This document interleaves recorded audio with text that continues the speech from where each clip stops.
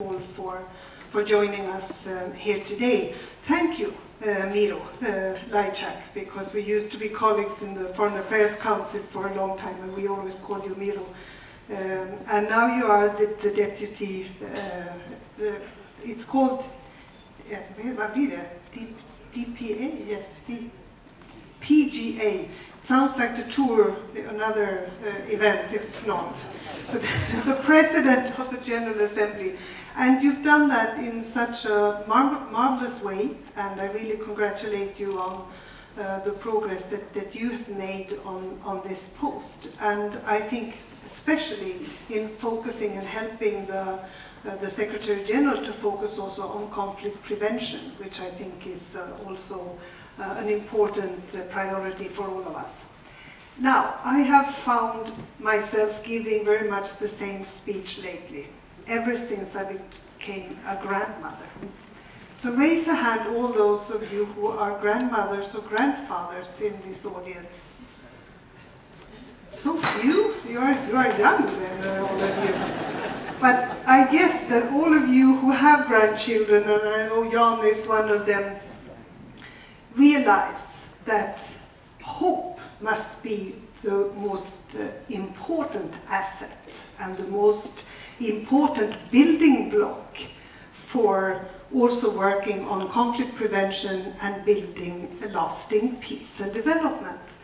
Because when you deal with those small children, like a 5-year-old and a 3-year-old, you have to give them hope for the future. You have to say that the world is both scary and dangerous, but also such a wonderful place to live in. And it is very much up to them. And you can see that they carry the hope. And for times without hope, there is no worse present than the future, is one of our Swedish poets' expression for this. So of course we have to start by mobilizing all our hopes and dreams for the future. I want to also, I forgot to thank CIPRI for organizing this also, and for our important partnership in exploring the linkages between peace and development. And you have really provided a very important leadership, and we are certain that you will take these discussions forward the coming days. So, to continue to the subject, how do we make peace? This is a question as old as humanity itself, and philosophers, politicians and diplomats have asked this age-old question for centuries, and still the answer seems to elude us. Maybe we've been asking the wrong questions. Instead of asking how we can make peace, we should focus on what the building blocks for conflict prevention are. And that is why this forum is so important. Together we have the tools, we have the knowledge, we have the will, hopefully. We also have the power to make change, to change the turn the world is taking. And I would like to point out 3 things that need to be done. First of all, to address the root causes of conflict and the root causes of peace. We need to seriously look at the drivers of conflict: economic and social inequality, corruption, gender inequality, lack of access to education and information, lack of respect for human rights, sexual and gender-based violence, trans-border armed groups, refugees, land rights, trade in arms, drugs and minerals, and climate change are some of the very often interwoven internal and external factors to conflict. By addressing root causes and how they affect the population differently brings us closer to be conducive partners for peace. We need more conflict analysis and with a gender perspective. And I recently participated both in the Stockholm Forum for Gender Equality and the high-level meeting in New York on sustaining peace. And it is evident for me that these agendas are interrelated. To address root causes, we need to involve the whole of the population. And we also need to build on positive experiences of peace and peace building.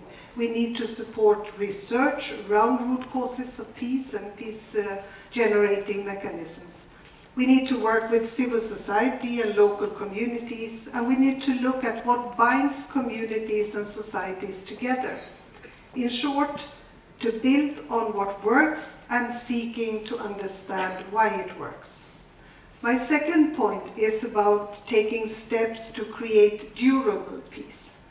And violent conflict erupts among communities or countries or between leaders, but not in a vacuum.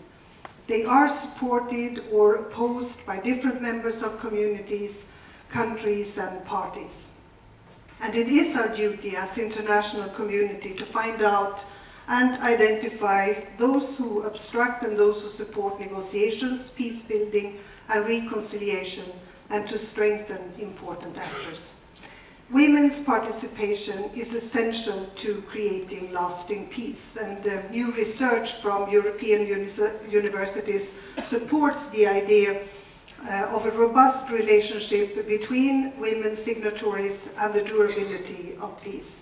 Peace agreements signed by women have a significantly higher rate of implementation after 10 years, and researchers argue that interaction between women's civil society groups and female signatories contribute to better agreements. You have more options on the table to begin with. And this in turn contributes to longer lasting peace. Not to mention the normative, or should I say democratic fact that women, being half of the population, should for obvious reasons be involved in peace building. I will continue to promote and support inclusive peace processes through women's mediation networks, through support to civil society, through including a gender perspective, and through political international advocacy. And as you know, we proud ourselves over a feminist foreign policy. My third point is to use diplomacy. Sweden is a small country, but small countries can have an impact, sometimes just because they are small and not threatening. It is important to speak up and stand up for what we believe in. And we know of the need, not at least evident during our term in the UN Security Council, to speak with each other instead of at or about each other, to foster conversations where there is real listening. And we were proud to host the Security Council at Dag Hammarskjöld's former residence in Backåkra in April. And we believe that these possibilities to meet outside our usual spaces bring about new ways of thinking and talking and interacting, hopefully. Dag Hammarskjöld himself put it like this: the silence breaks through the armor of the mind. And that is why this opportunity here at the CIPRI Forum is so important, a place where women and men, young and old, can meet across sectors, across experience, across agendas. So on behalf of the Swedish government, I wish you all forward-looking discussions, interesting panels, and fruitful coffee breaks. Thank you and welcome.